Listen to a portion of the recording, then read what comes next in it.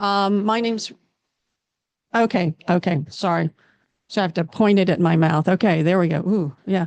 My name's Rhonda Riley. I'm a member of the seminar committee. I'm also a relatively new member of UCG, and I came to UCG because of the values of the congregation. And after being here a while, I also realized that much talk about spirituality, and I realized that this was also was or could be my spiritual home as well. And that began a kind of journey for me in figuring out how that would be. I am a lapsed Christian. I was raised as Christian, but do not consider myself Christian at this point. So it is a bit of a journey. And I began considering the question of how to find my spiritual home. And by home, I do mean home is the place where we are most ourselves, where we can be literally and figuratively naked. And so I began considering that question about UCG as my spiritual home. And sometimes I felt it wasn't quite, because I was mouthing words in hymns and things that I did not quite believe. But I felt comfortable with the people around me. And I've been sort of navigating that question, and I became curious about how other people find it, particularly somewhat curious about devout Christians in the congregation and how they make their journey through worshiping with people who do not share their concepts of the divine. And to me, that's a novel thing, because the church I was raised in, you were sort of commanded to share the same ideas about the divine. And I cherish UCG for its openness. And I'm curious about this question. And as a member of the seminar committee, I brought up this question. And then someone said, oh, well, okay, you do that. And so here we are. And I've invited several people who've agreed to be here, and we're going to have each person, I'll hand the mic to them, let them introduce themselves, speak for about 4 or 5 minutes on the question, and I will read the question to you. It was printed in the bulletin. The question being, in a church of Christian orientation, united not by faith or shared ideas of the divine, but by shared values and social goals, how do we as individuals in our hearts, whether we are firmly within the Christian faith or at the margins of God, however known, experience UCG as a spiritual home? And so I'm going to pass the mic down. Folks will introduce themselves and then speak for about 4 to 5 minutes, and then we'll open it to discussion among the group. And so just hold your questions until then. We just have 1 hour, so we're going to hopefully spend half the time in discussion. And I hope you all find this a stimulating discussion. And thank you for coming. Well, we'll see how I do with the microphone. Am I good with the microphone? Oh, that's right. That's what I told her to do. Okay. My name is Phoebe Papati, and I am an agnostic. And I actually had to write some things down because I'm not very good at off the cuff. So how am I going to do this and the mic? Oh, that would be great. Thank you. I don't have to read from them, but I do have to. This is my memory. My belief is that we are it in the universe. There's no one else here. No one who cares about us or watches over us or any of that. It's just us and then the ether. And I'm not an atheist because I'm not convinced that there's nothing else, and especially because there are lots of really, really smart people who do know God, and I can't say with conviction that they're wrong. I just cannot be convinced that there's nothing else. It's just, for me, that is my belief, that there isn't. The way that I'm comfortable here, the phrase "however known" gives me permission to be here I was baptized as a Methodist when I was in high school. I lived in Hawthorne for much of my childhood, and the culture there was school and church. And my parents were very liberal. Baptists were totally out of the question, but Methodists were okay. So I went to the Methodist church and baptized at 14. When I went to college, none of it really mattered or meant anything to me. So I quit church. But then as I went through life, and when Alexis went off to school and I had time, I wanted to return to church. I felt like I wanted to volunteer and do good things and help other people. And it was one of those things you wish you would, you know you should, but you just never get around to it. And I was singing with the Sweet Adelines chorus, and we rehearsed here in this room. And there was another member of the group, and we chatted about the church, and she said I should try it. So I came the next Sunday, and I've been coming ever since. The language of the church does not exclude me. I have given a lot of thought to this, Rhonda. The language of the church doesn't exclude me. It has no emphasis on sin and damnation, no emphasis on the resurrection, no bearded man sitting on a throne. The language allows me to be very comfortable with my beliefs in the church. And when we pray, well, let me say this also. The church offers me Jesus as a person to follow, and being a good person and leading a good life. And also the Bible has a lot to teach us. So those things are things that I get from the church, aside from what I don't have to do. Also, it gives me rituals and traditions, the music, all of those things I missed by not going to church. And for me, the prayer is a communal, I wrote this down, this is good. It's a communal proclamation of a general attitude toward the world and toward each other. And regardless of the language in it, that has meaning for me. That's really the reason big reason why I'm here. Most important for me of all is the Sunday morning service. It's a time every week to focus on what is good, on helping and supporting each other, and to get lifted up week after week. And I treasure it. The sermon in particular really helps me focus on things. Maybe my brain goes into the, as Andy said, goes into the kind of stuff too much. And the sermon gives me a chance to really focus on what is good in the world and why we're all here. And I treasure that.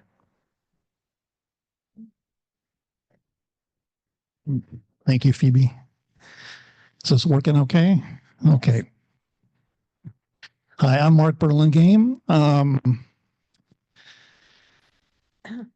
So I joined the church back in 1986 when this was the sanctuary, and we sat in yellow plastic chairs. So I was born and raised in Minnesota, and in a family that's not particularly religious. My dad's religion was the great outdoors. My mother loved the arts. So I grew up with that. I did. I think my my parents wanted me to be exposed to some sort of church at some point. So there were a few years of my mid-teens when I went to a Methodist church. So then, I came to Gainesville. I came to Gainesville. I thought I was going to be here a year. Still here. So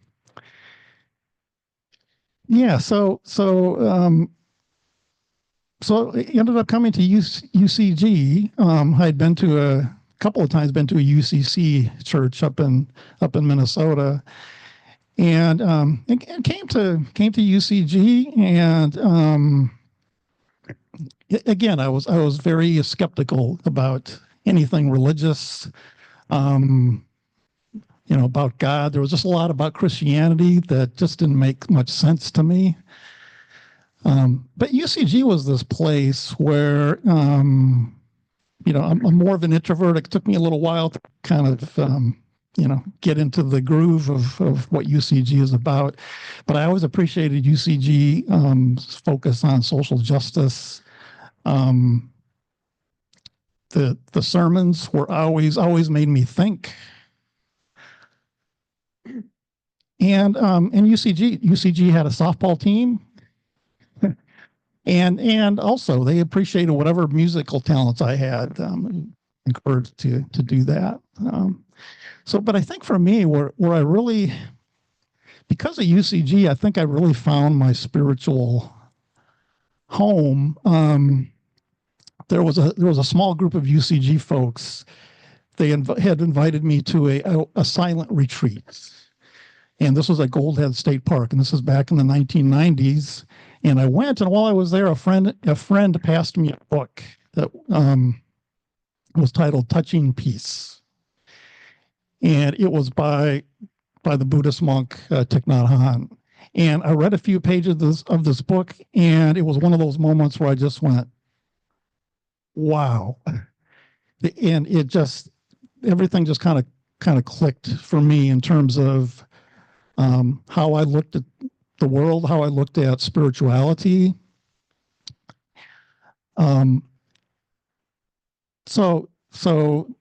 These friends of mine and I, and many of them were UCG members, we formed a group a meditation group, which we're called Live Oak Sangha. We still, it's been over 26 years. We still get together on a weekly basis here in the church, in the sanctuary on Wednesday evenings. And the amazing thing for me was that I didn't have to pick and choose. Okay, so our meditation group is Buddhist in flavor. We follow the teachings of a Buddhist monk, but UCG embraced that. And I didn't have to pick and choose between Christianity, Buddhism, or whatever. And the Buddhist monk Thich Nhat Hanh, he would say,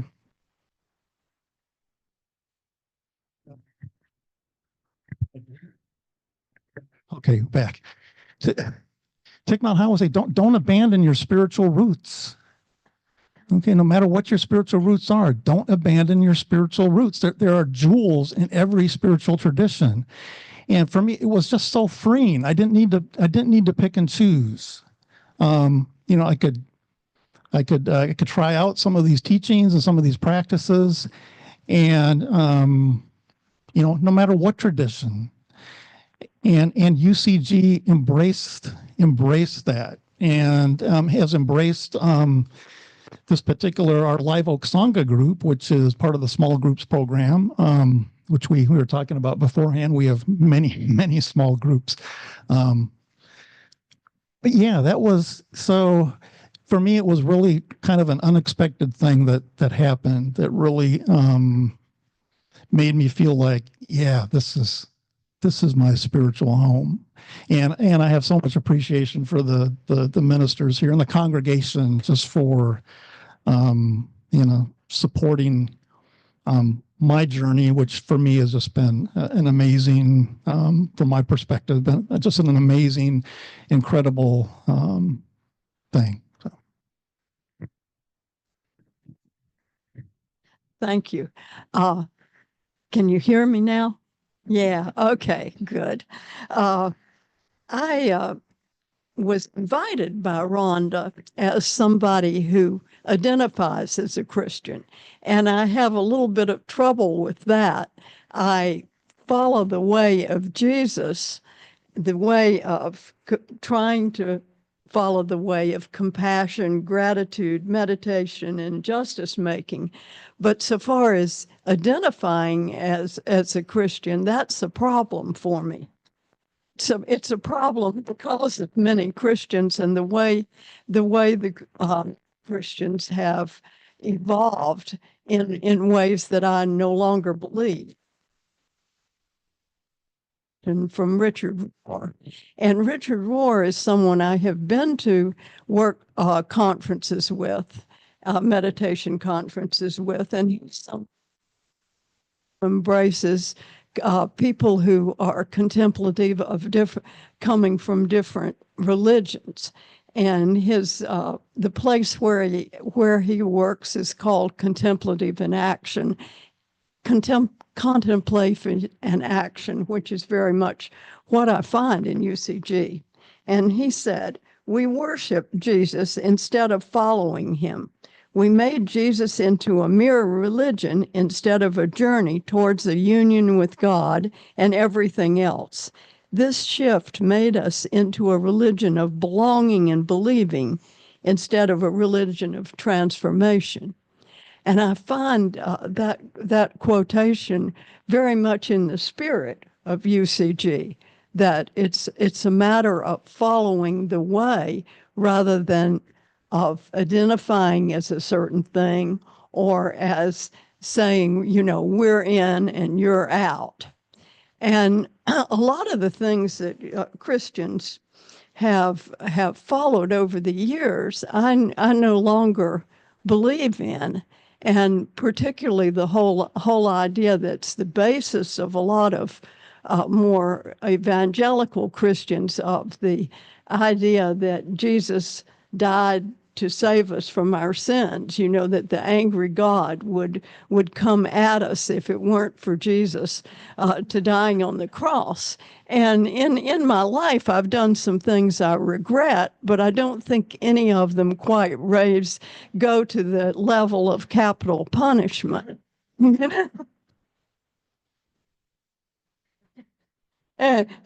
Especially capital punishment from an angry God that causes Jesus to come in and be killed. That just does not no longer or ever really make much sense to me. And I want to read a quotation from Thomas Merton, who said, if the you of 10 years ago would not consider the you of today a heretic, you haven't been growing spiritually.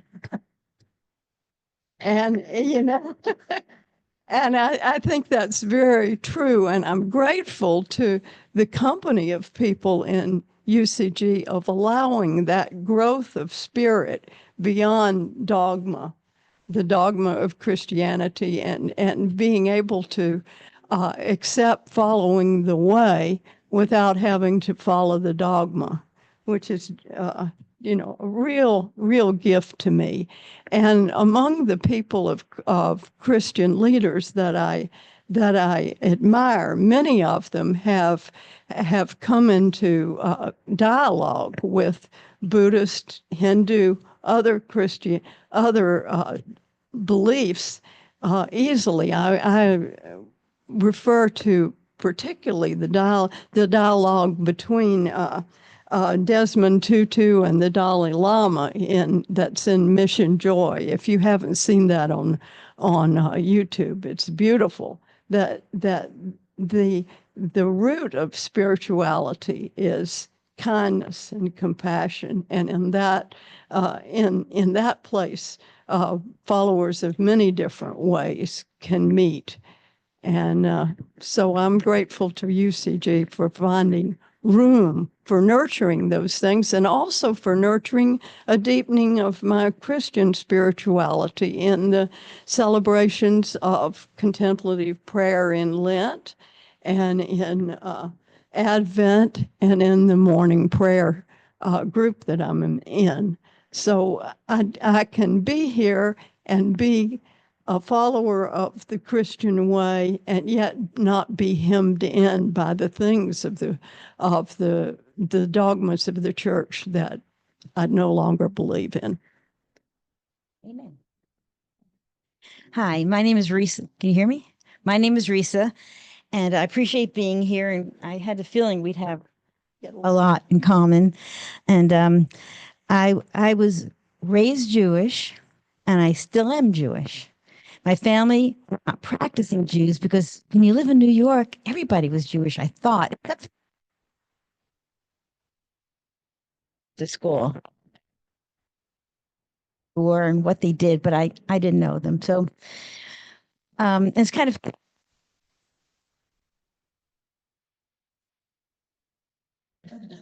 but it just worked out that way. And I hardly but it was anyway. So my Jewish background taught me to be generous. My mother was very generous, and my family was, to be a part of the community and to be responsible for the care of others. And when I moved to Gainesville, the only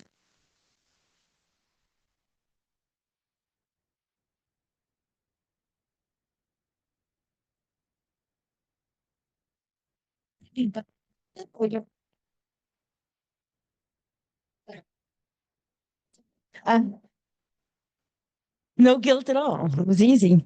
So Paul and I ended up going to a Unitarian fellowship. We were very comfortable, and we thought we'd be easy here. And it was good for a long time, but then it got to be where we really were needing more. Well, I had met Sandy Ryan because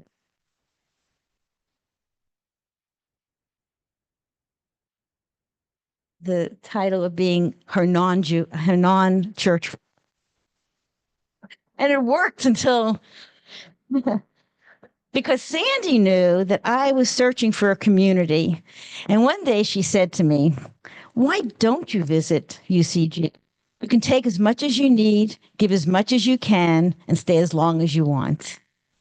So I visited UCG in 1985. It's the first time I'd ever been in a church. It was a sin. That would have been a sin at home. And I found that I stayed. It gave me a way to be my best self. I was able to direct the Fifth Avenue Enrichment Program. I was able to start a program called Food for Kids. And I just got to take part in so much that was very, very important to me. So UCG helps me to contribute to the community. And here I have so many dear friends that are the best, very best models for how I want to live as a good person. And that's what Jewish means to me. So I'm not a Christian. I do pledge, and I feel I'm very much a part of this community and very welcome. And after 40 years, I can take what I need, I can give what I can, and I can stay as long as I want. And I will stay.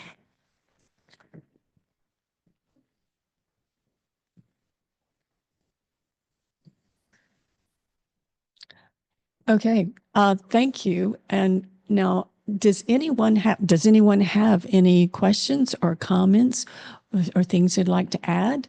Okay. And once again, wait for the mic and speak into the mic so that the folks listening on Zoom can. So thank you. I appreciated all of your comments, and I went. Hold on a second. It seems like the mic is not. Yeah, and say who you are. Say your name. Oh, yeah. Oh, yeah. Thank you. I can relate to everything that you said. I don't feel alone. I feel like, yeah, we're all together. Thank you.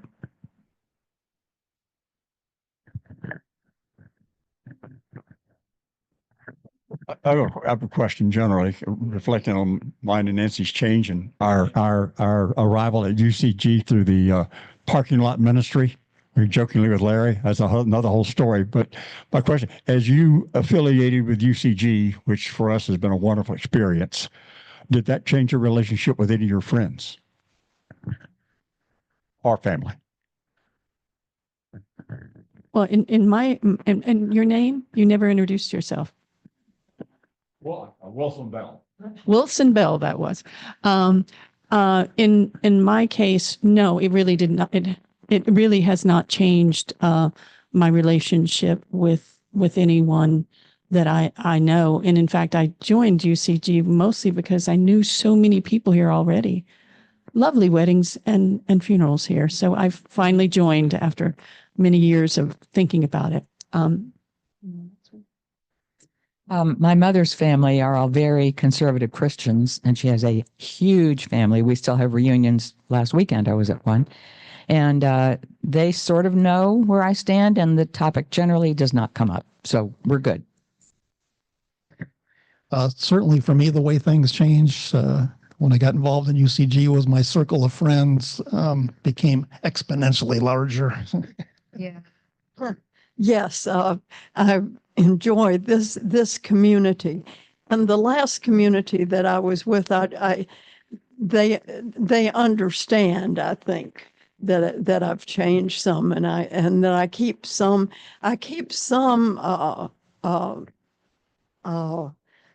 ties to Holy Trinity Episcopal Church, where I was for 40 years before I came here. And how I came into the Episcopal Church there was through Father Earl Page, who had just done a sabbatical at a Buddhist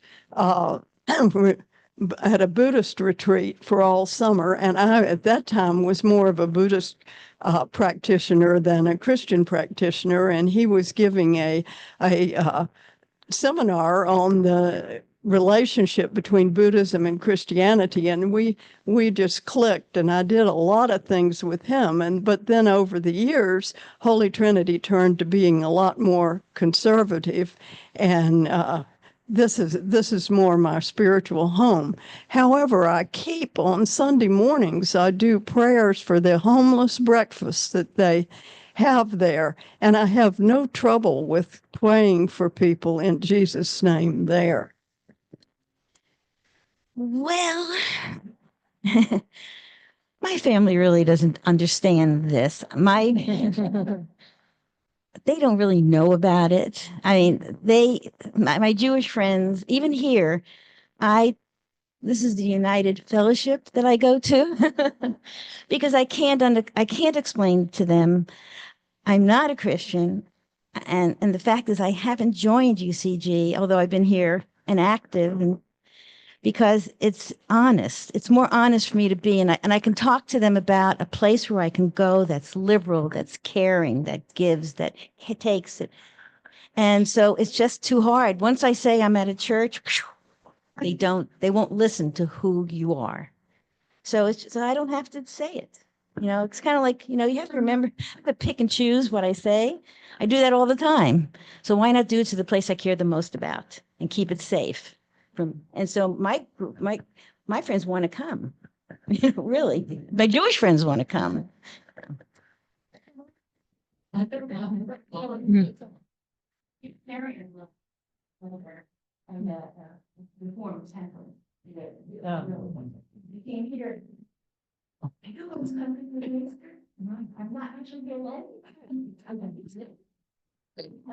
like that? You want like that? No, I wasn't trying to cut you off, just that you needed the mic. Okay. Yeah. Hi, I'm Malika Green, and me and my family joined in 2022. I'm culturally Jewish. My dad is Jewish. My mom was Catholic. They didn't raise us religious, but we grew up close to my Jewish family. So this is kind of a joke, but I've never thought about hell, but I've thought about disappointing my grandparents a lot. So yeah. Yeah. And I still think about that, even though they've both passed, but yeah. But we really feel I'm still really shocked that I joined a church. This is never something I would have thought that I would have ever done, but joining UCG, there was no red flags. Like, I kept waiting for red flags when we came to UCG on 101, and we honestly just really love it. We're really, my entire family is super involved, and I don't feel like a Christian, and I don't feel like I have to be a Christian, but I am learning more about Christianity in a really healthy, healing way. Whereas before, as a child, I was definitely discriminated against by Christians, by not good Christians, telling me I was going to go to hell unless I embraced Jesus and stuff like that. So it's just been really nice being here. And I don't know, I just wanted to share that. Yeah.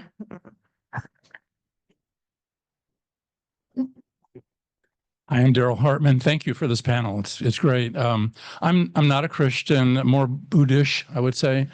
And sometimes I feel like the language of the services and the ministers and the readings and the songs is not as inclusive of people like me as it used to be. I wonder if you have any of those thoughts. Well, I'm so new, I can't really speak to that, but I'll pass the mic down. Daryl, I agree with you, but it doesn't matter to me because whatever the language is, I still have the feeling that I'm being supported. I'm offering my support, and it's just a general agreement and recognition and celebration of whatever is the topic at hand. So it's easy for me that way. And for me, Daryl, I don't know if I've noticed that. Yeah, it's just, yeah, I don't think for the most part I've noticed that. I think I'll just pass for it. Well, I agree with Phoebe, but I do read it, on the songs, and I can't give it all for that, or I should. I feel very comfortable.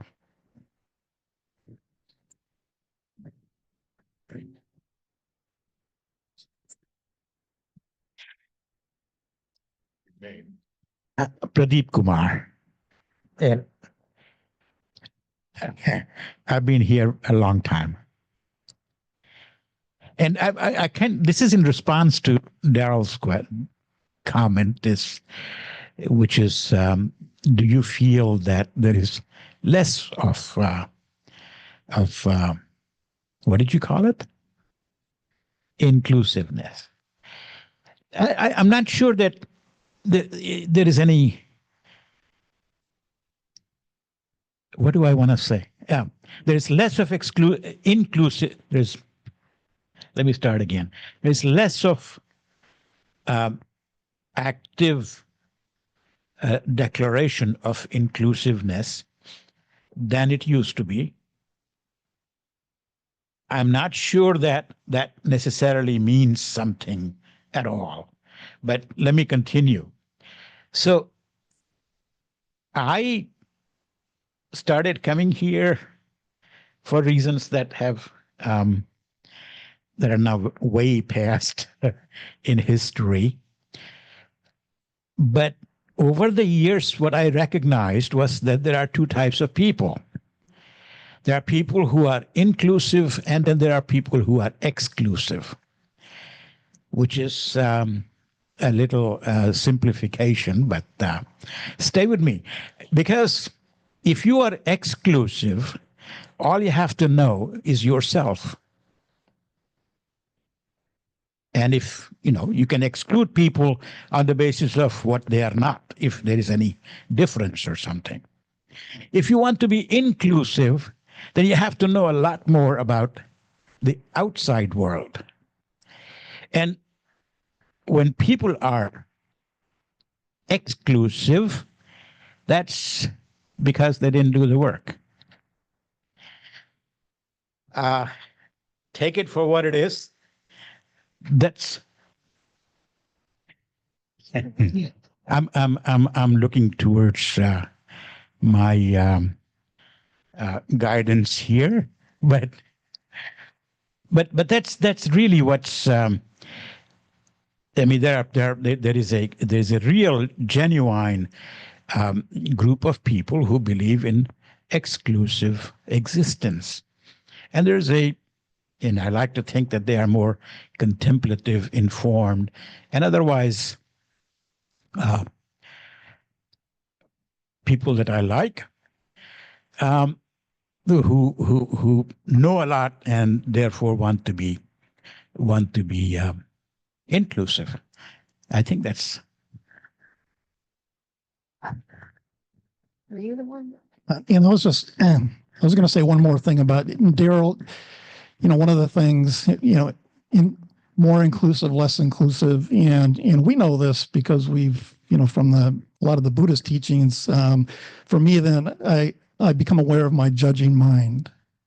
Okay, so is this more or less? Is this more Christian? Is this less Christian? What is this? And for me, that's so I guess maybe that's why I haven't noticed it so much. Is I just kind of let that kind of thing go and just not worry about it. I know what this community is, and I want to be a part of it. And that's the important thing for me. And so I guess, what Phoebe said also was it really doesn't matter to me. I guess I would notice if things became extreme in terms of the wording of things that were not inclusive. But otherwise, I just try to notice what my mind is doing to that, my judging mind, and then just let it go because I know what this community is about. I'm Tony Miller. I just had a comment, the question about whether being a part of UCG has changed relationships for those on the panel. Many of us who have identified as Christian would say, yeah, it our involvement here has changed our relationships because my family, I'm like Risa, I can't talk about this church with my family. They wouldn't understand at all. The less said, the better. So that goes both ways, I think, in terms of the value and the treasure we place on our diversity can, in some cases, exclude us from other things. And anyway, that was just a comment. Hi. Can you hear me through the mic? Okay. This is Jean Cunningham, and I learned from watching all of you to hold the mic like this. And I'm sorry that Malika has left because she was the one who sparked what I want to tell you about. I was raised in the Catholic Church. My mate was raised in the Catholic Church, and because of our experiences, we raised our children churchless, but with spirit. And when a few years ago I wanted to bring my grandchildren to UCG, my son, and I've known Malika since she was in elementary school. She was a friend of my daughter's and my son, and we all love Malika very much. And my son said to me, "Is this a scary Jesus church?" And I said, "Far from it." And the grandchildren came and they had a wonderful time and they made friends here. So I just want to say how much I appreciate that we follow the way of Jesus in our caring, compassion, outreach to the community, but we are not a scary Jesus church.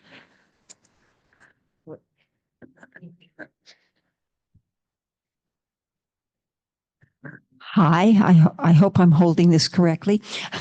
I'm Pam Smith, and I grew up in a very dysfunctional family. And the only time I was allowed to leave home other than go to school was on Sunday. I could go to church with any friend I happened to have at that time. So I went to a lot of different churches, and but all Christian because that was what I was surrounded with. And for a while I was, I don't even remember the name of it, but I remember trying to talk in tongues and having my arm raise up. And I went to a Catholic church for a while with my grandmother, and I off and on for a lot of years, actually. And I went to a Methodist church with another relative. So I got a huge swath, and it dawns on me that that coming here, which has been 20 odd years ago, I didn't, by doing all of that, I kind of withdrew. There was I know what, I studied anthropology, and I realized, you believe whatever you're taught to believe. It has nothing to do with deep truth. Or that's what I thought when I was an anthropologist. So coming here, I feel like I could take in all different perspectives and keep my own perspective. I was able to grow my own perspective by throwing away a bunch of what I was taught. I remember first time I saw people dancing together when I was about 16. Well, I'd seen them before, but it was in my family. And I saw them dancing and I thought, that doesn't look evil. So, I think it was through having the bad experiences or the at least very closed in experiences that I learned to appreciate the little teeny grain of truth that was in each one. And yeah, that's all.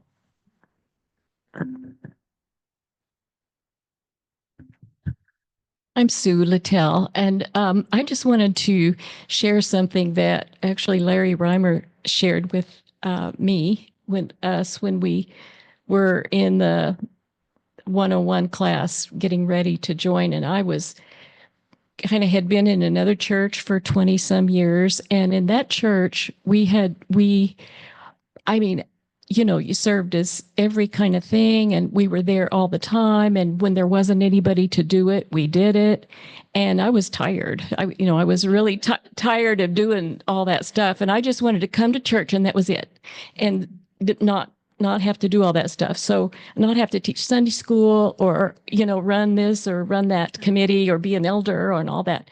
So that's what I said to Larry. I said, could I just come to church and not have to do anything?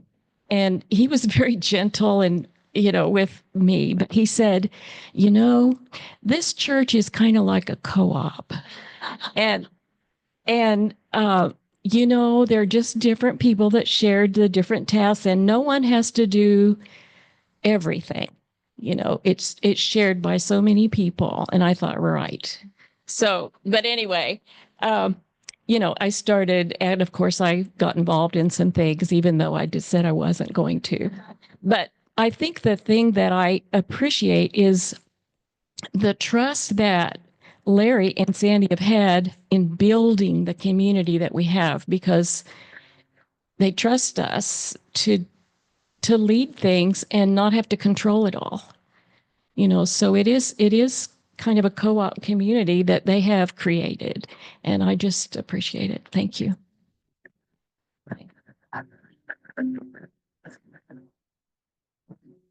I'm Helen Warren.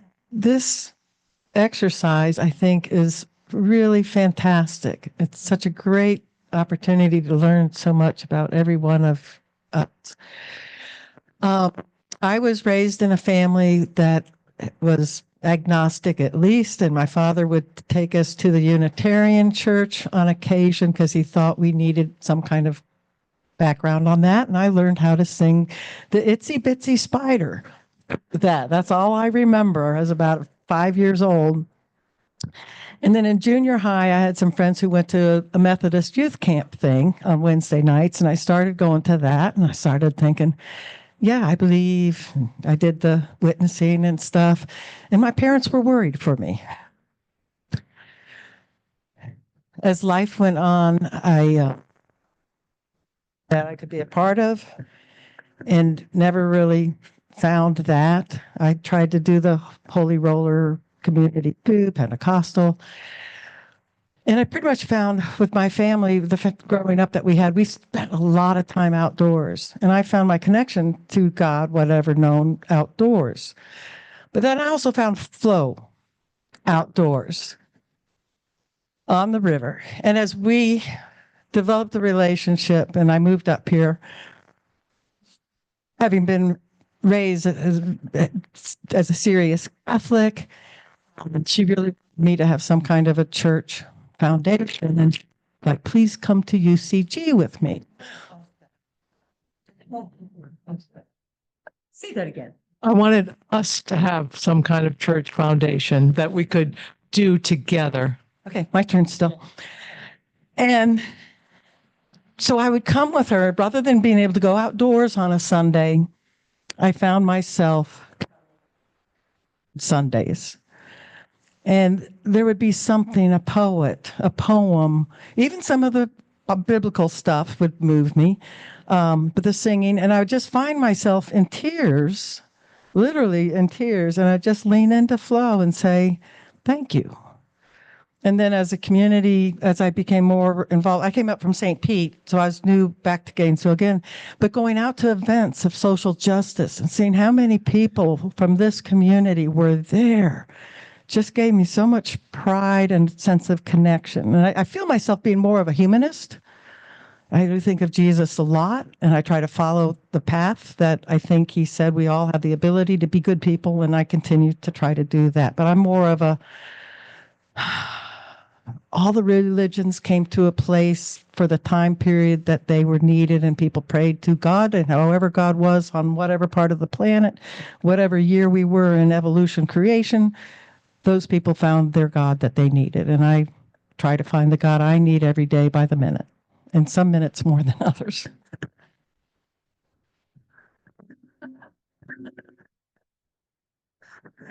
So my name is Barb Gibbs, and I was brought up as a Christian Scientist, and that's a very unusual thing. I don't know.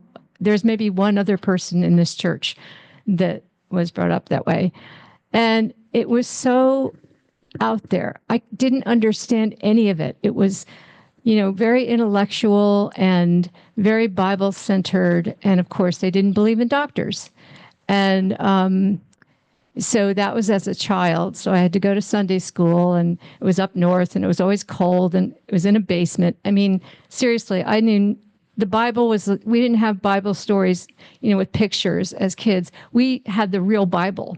So I'm going, what the heck? I don't know what this is about. Anyway, so I didn't go to church. After that, I didn't go to church until I came here.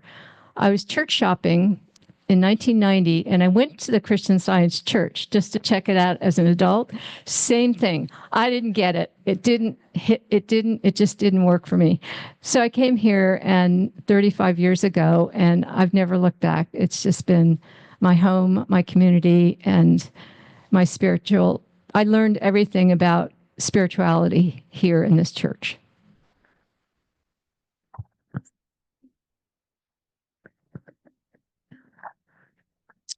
I wanted to just make one. Is this working? You hear me? Yeah. Allen kit. It occurred to me as I was listening to this what my thread was. And I would say, as much as anything else, it's been music. I'm not a musician, but I have sung in a church choir since the age of 10 years old. That was what drove my interest when my parents joined the church, Episcopal Church, Madison, Wisconsin, 1943. Maybe not many of you are here in that year, but that was the nadir of World War II. And it was a time of great concern by the members of this country. So they joined the Christian church, the Episcopal Church, and I was in the choir at age 8. And I've sung more or less in church choirs and various other forms for all these years. And I think it's a very legitimate spiritual practice that I do. And it's just immeasurably satisfying to me to be able to have churches that sing. And so that's sort of why I'm here. Why I'm in this particular spot is because some of you, all of you might remember Ann Gill, who was a wonderful teacher of yoga and other practices. And we met weekly in this place and on the floor right there when I was practicing that and just finishing. A person named Larry Reimer walked through, and he had been noticing and made this place available for Anne. And he came up to me and said, "Well, you're here more than many of my parishioners. Why don't you join the church?" So I did. And that led to that was 1988.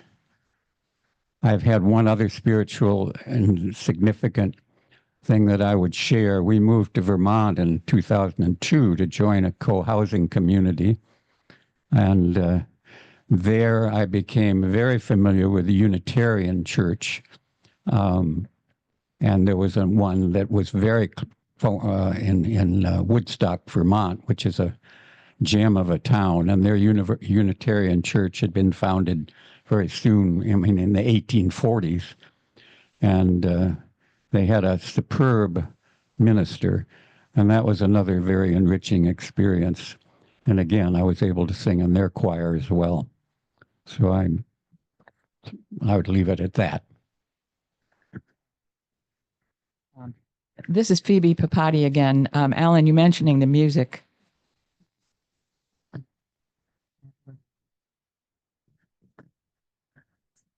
Is it on now? I must have smashed the button without realizing it. This is Phoebe Papati again. You mentioning the music makes me think if I had one wish for the church, one thing I would change, and that is that when music is happening, move your body. I have watched so many times sitting and this rock and roll group is just jiving up in the front of the church. Everybody between me and them is stock still. And I'm tapping my feet and I'm bobbing my head and I feel like a goose in the chicken house or something. I don't know what metaphor to use, but I really wish we all could just feel the music and give into it and just go with the flow.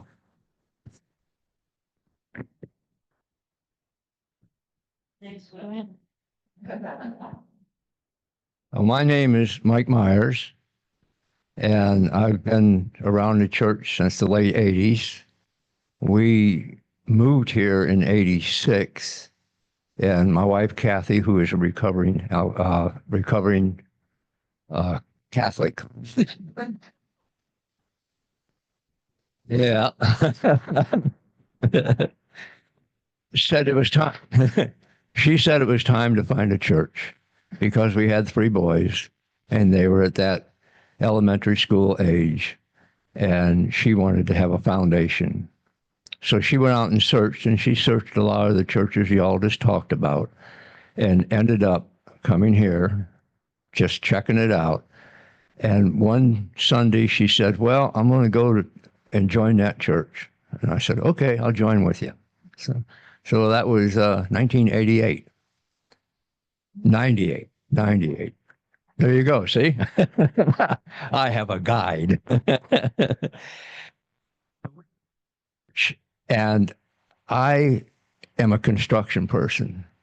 And I got recognized pretty much right off, especially by Larry, that the long-haired guy that had the van with the tools and the ladders could have a good impact here. So Larry always kept me in mind, and he'd come up and he'd say, I got a shingle loose on a roof. Can you fix it? Okay, well, I'd do it. So I got into a rhythm of stopping by during the week and doing things. And, just sometimes I got paid for them, but mostly I just did things out of my heart. And I'm looking around this room, and I have had some type of construction contact with a lot of people in this room. And I've enjoyed it, and this is a community that I learned to love. And then Andy Bachman came here. In 2004, he said, hey, Mike, why don't you bring your tools and we'll go over to Biloxi with the high schoolers. And we did. And I've been over to that area and other areas with the high schoolers for 15 times now. And with the adults, I've been over there for 6 times, including the night that Larry turned off the AC in the FEMA tent because it was so cold. And everybody applauded. So UCG is my home, and it's my home during the week. A couple of weeks ago, I went and renewed the pump in the fountain, which I've done 2 or 3 times before. And I always felt really good about being called on to do those things because it was a recognition of my abilities, and that made me a part of the family. And that was an important part for me. And then came Vince, who always had something that could be done.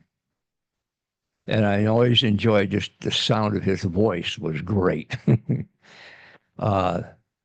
Lisa Goldstein, for years, she would call me. It's like almost like speed dial. Mike, can you do this? Mike, can you do that? with no expectation that I would jump and do it, but just that it was needed to be done. I put it on my list. When I got a chance, I come by and I take care of it. And those are the things that are so solid with me that this is a home that you'd never want to leave. And there's always something else that pops up that needs to be done. Larry tapped on me to be the church supervisor when we built the West Wing. And that was great, because it's recognition of accomplishment. And I think that's what we have here, no matter your background or what church you were affiliated with, that this is the home that you have now. And that's why it's important. Yeah. Oh, yeah. You want to change the baby? That was way out of my realm to do that during that skit, but it worked and everybody was happy, and that was another way to give. All right. Yeah, thank you.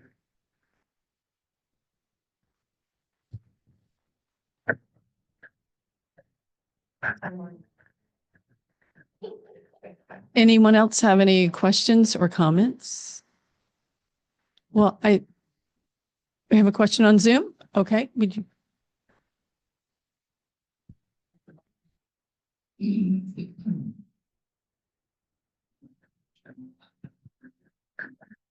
So I hope I'm not mispronouncing his name, but David Ayoun asks, David asks, please share more about how you appreciate and benefit from Christian teachings and traditions of the church year. And I assume that might be a question for the panel. Well, for me, the Christian teachings, as I said, I was raised Christian. I left the Christian church when I was 14 because, whoops, sorry. Okay. For me, what I like about the Christian teachings are the familiarity of it, and also receiving it in a context that's open and kind, which wasn't what I was raised in. It was very exclusive church. I was raised Southern Baptist before it was politicized, but still it was, and we could wear makeup and dance if we wanted to in that church. But the Christian rituals here that I like and attend to usually have to do with music and and reminding me of the positive aspects of the church I was raised in, and having me allowing me to revisit some of those things and find the good in them, and occasionally reseeing the teachings of the Christian faith I was raised in, seeing them anew and in a different light. I'll second that motion. This is Phoebe Papati again. I especially appreciate that every week there is a Bible verse, a Bible story, and it is used to teach us the good things about people and about the world and about ways that I can do better as a person. And I think I mentioned this earlier, that Thich Nhat Hanh teaches, look for the jewels in your spiritual tradition. And so that's what I do, whether it's be in a reading or some teaching about Jesus. So I look for those jewels that exist in the Christian tradition, and it's nice, it's fun, it's interesting. It's a good way for me to approach the Christianity. I think that the compact, which is just a brilliant, the way it was worded, is we try to learn from our religious heritage, yet to grow by seeking new dimensions of faith. And I think that we do that at UCG. And I also appreciate the times for silence and contemplative prayer. And those can be very inclusive. Well, Once again, I don't quite fit there, though I do like those first two lines in the compact. But I think I just don't fit in there. It just doesn't. I don't sing the songs. I don't say the words, and it doesn't meet my need because I can take what I need, give what I can, and stay as long as I want. I do have to say though that I encourage my husband to come to some of the things because he was raised Christian, although he's very agnostic. Because I think there's a familiarity and a kindness about it, and something that's just feels right when you hear things that you had when you were younger, whether you believe them or not. I can go to a temple, a Reformed temple, and feel very safe, even though I don't go along with, I don't speak Hebrew, so it's hard. So I just kind of fit in how I can. And you all. Think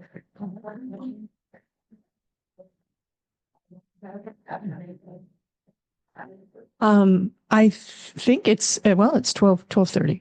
So we need to wrap this up. And I want to thank everyone for coming. And I want to say that I found this very moving. And I still think that UCG is an amazing place where people can gather and not have to share an absolute same idea of the divine. And I think I see here today, one thing that struck me is a kind of a hunger to tell the story of why you're here. And I really appreciate all of you coming and sharing that. And as I was sitting here and hearing that, I thought, well, maybe that's it. That's it. Maybe that's the basis of the spirituality. That's sharing. Thank you.